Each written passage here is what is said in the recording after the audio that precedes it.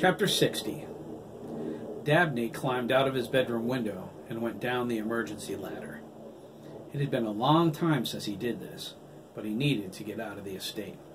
He needed to walk and think. He didn't want to be anywhere near his father, and this was the only way to get out unseen. Dabney didn't know what he felt anymore. His emotions were a jumbled mess. He needed some air and some distance, but most of all, Dabney needed a friend. He just didn't have any. He stepped onto the edge of the greenhouse. Experience taught him it was strong enough to hold his weight. What's the worst thing that could happen, Dabney wondered? I fall and go splat? Big deal. Like anyone would miss me? He shook his head. He wasn't like this. He wasn't someone who felt sorry for himself. Still, he felt defeated. Nothing made sense. He knew what it was like to be in pain. People hurt him all of his life. They're just lining up to do it now, Dabney thought. Is this how broken feels? If it is, then I'm broke. I'm busted. I'm so sick and tired of my father's crap. He moved across the top of the greenhouse and slid down the drain pipe. He glared at Dennis doing laps in the pool, but ran away before his brother spotted him. He can go to hell, Dabney thought. He ran toward the wood line to the trail that led to the cliffs. I don't want him to see me all messed up like this. I don't need him laughing at me. Not today. I couldn't take it. Dabney made it to the wood line and stepped behind an ironwood tree. He looked back. He felt a rush of adrenaline as he scanned the estate. The lawns were bright green and perfectly groomed. Precious seconds passed. He tried to control his breathing.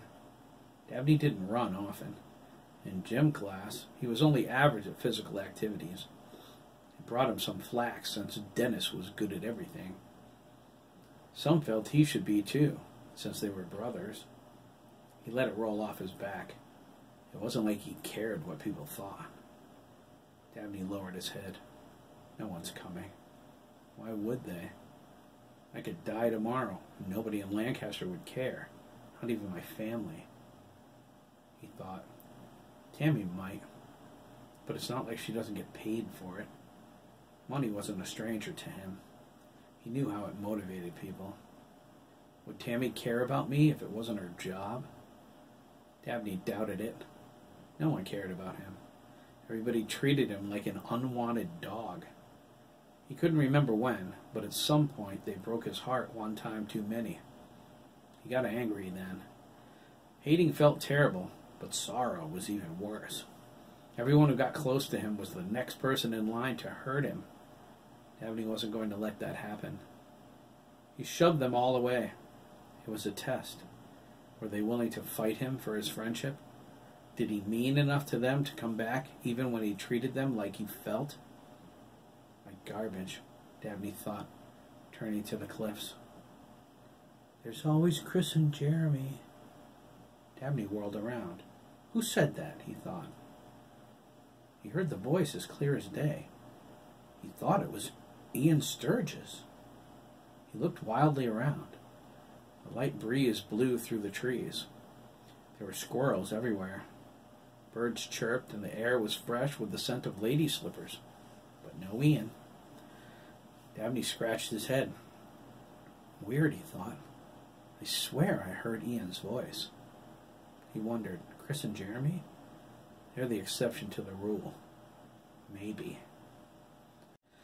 Dabney turned toward the cliffs and looked up at the rock face.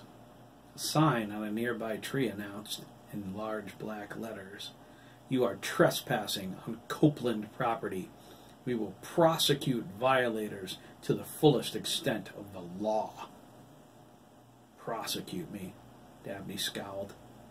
He started to climb, clinging to the rock face as he ascended. It was dangerous. There was no margin for error. It was 25 feet up from the ground to the top of the cliffs. He could have taken the trails. It was safer, but Dabney wasn't looking for safe. He wanted peril. He almost hoped he would fall. The pain wouldn't be worse than what he felt inside. He pulled up, gripping the rough black rock with all of his might. He tried to build up his anger. He needed his hatred, but he couldn't find it. Why can't I get mad? Dabney thought, looking down. He was 10 feet up. Ew, better keep climbing. He dragged himself over the rocks at the top, where he scraped his thigh. He looked at it and decided soccer shorts weren't the best for rock climbing. He rolled over and sat on some moss. It was thick, cushiony, and felt cool against the back of his legs. He put his hands on his knees and looked over Lancaster. The view was spectacular from up here. Dabney noticed something he never saw before. From this point, you could see into the McKee's backyard. There was no mistaking the maroon and black colonial. Dabney thought, what is it about the McKees? What did I see in Chris's eyes? It made butterflies go crazy in my stomach. Making fun of him at the pond was so stupid. And Jeremy, why is he so perfect? He wasn't jealous. Dabney found hating people easy. Chris and Jeremy were different. They had something the others lacked. Sincerity. That's what it was. They were sincere. They might be the only people in Lancaster who didn't hate Dabney. Is that why I made fun of Chris? I don't want Chris to hate me. That was never my intention. Did I try to earn his hate because of what I saw in his eyes? If that was true, he was sure it didn't work, unless his fight with Derek changed things. Dabney doubted it. Chris wasn't that shallow. He wouldn't confront Dabney in anger. He would ask what he did to make Dabney mistreat him. Dabney touched his sore nose. He thought, I wish his friends were that patient. He struggled with his feelings for Chris. They confused him. Thinking about him made Dabney feel warm inside. Chris felt it too, he was sure. Dabney didn't understand why he said those things at the pond. Was it arrogance? His need for attention? It seemed so petty and hurtful. Dabney frowned. Did I ruin things with Chris? I didn't, did I? He sighed. God, I hope not. It's not possible, dude. One thing's for sure, Dabney decided, setting his jaw. I'm going to apologize to Chris the next time I see him. I was an ass. I want him to know. I want him to see. Christ, what is it? You're changing. I'm changing, Dabney concluded. That was it. He was changing. It was important to him. Chris knew that. Jeremy was different. He gave Jeremy his cell phone number. It was an invitation. He opened the door a crack. Something told him he needed to. Would Jeremy get the clue? He will, Dabney thought, hugging his knees. He's smart. What will I do if Jeremy calls? Yesterday he knew the answer to that. He would treat him like crap and see if he came back. Today he wasn't sure. He checked his iPhone, but there were no calls or messages. He put his face in his hands. His body was sore and his spirit ached. He felt utterly alone until the very next moment. Dabney heard another voice. This time there was no doubt. She was right behind him. He nearly jumped out of his soccer shorts. May I ask what you're doing on my property, Master Copeland? Miss Adler asked, crossing her arms. Dabney gasped. Oh, no, he thought, startled. He was scared to death of Miss Adler. She always leered at him like she wanted him dead. He tried to move, but he couldn't. Something had him paralyzed. Legs! Move, legs! Holy Jesus, move! Come with me, Miss Adler commanded. Her eyes glowed in the sunlight. Her voice was a booming echo that filled the whole world. We will discuss this. Dabney was horrified as his body obeyed her words against his will. It stood on its own accord. He opened his mouth to scream, but only a whimper escaped. He struggled to run, but all it did was make his movements jerky, zombie-like. Dabney followed her down the path, through a row of cedar trees, into her backyard. They crossed the overgrown lawn and walked through her garden. It had tomatoes, beans, and some herbs he didn't recognize. The dirt was fresh and black. The rows were neat without a single weed. Dabney tried to look down at his feet, but his head wouldn't move. He saw the back of her long black skirt, and a sob escaped. "She's not leaving any footprints in the garden," Dabney thought screamed. "She's walking on air. Oh my God, she's going to kill me!" Miss Adler turned, her expression angry. "Oh, stop that," she snapped. "If I were going to hurt you, I would have tossed you off the cliffs. Would that not have been special? A Dan Mellon swan dive." Dabney shook all over. "Dan Mellon? What about him?" Her eyes. "It's a trick of the light. They aren't glowing. This is crazy." She continued toward her back door. Dabney lumbered along behind her, his heart slamming in his chest. He followed her into her house. "The stories are true. She's a witch. She killed someone, right? Her father? No. He died of a stroke, didn't he? What's she doing to me? I was on her property? Big deal. Why can't I run? Oh, please, God, get me out of here. I'll go home. I'll be good." "Sit down, Master Copeland," Miss Adler said, gesturing at the kitchen table. "There is no God. There is only me.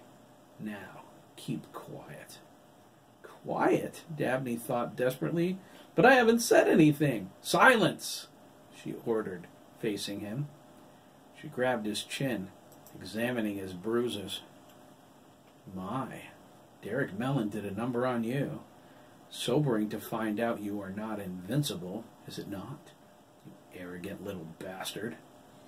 Dabney cringed. Her eyes are glowing. A wave of nausea came over him. He felt something, like fingers. It feels like fingers. They reached into his skull. His whole life flashed before his eyes. He became lost in her gaze, locked in a perpetual state of déjà vu. "She's in my mind. She sees my secrets. My father, the farmer, all of it. No! Get out of my head! Get out! Get out! Get out!" Miss Adler stumbled back, wincing and holding her forehead. Dabney jumped up, free from her mental grip. He dashed for the back door, but something grabbed him. The force covered him like a wet blanket. He tried to scream, but there wasn't any air. He was yanked back into the chair. He hit his head against the wall with a crack. He was stunned, but he opened his eyes. Miss Adler was in his face. "You are strong, Master Copeland," she hissed. Her eyes pulsated with power. Dabney felt it. "So, you were not spying on me? That is good. You can go. You will not discuss our encounter with anyone. You cannot speak or write my name or anything about me. Now, get out." Dabney bolted out the back door. He tripped over her watering can and sprawled onto the lawn. He snapped his head back and glared wide-eyed at her. "Boo!" she cried from the doorway and burst out laughing. Dabney scrambled to his feet and charged through her garden, whimpering as he picked up speed. He leaped over the side of the cliffs and slid down the incline on his backside. The sharp rocks cut into his flesh and scraped his legs, but he ignored the pain. He barreled away down the trails, racing past the Copeland property line. His mind swam as it tried to make sense of what just happened. "It's true. There are witches. Jesus, there really is a devil." Dabney ran without a backward glance along the trail. He was on the opposite side of Owen Road behind the McKee's house. No matter what, he wanted somebody, anybody, help me. Dabney burst forth from the woodline and charged into Route 41, right into Max's arms. Copeland! Max bellowed, yanking him out of the way of an oncoming car. Its horn exploded at them. Are you trying to get yourself killed?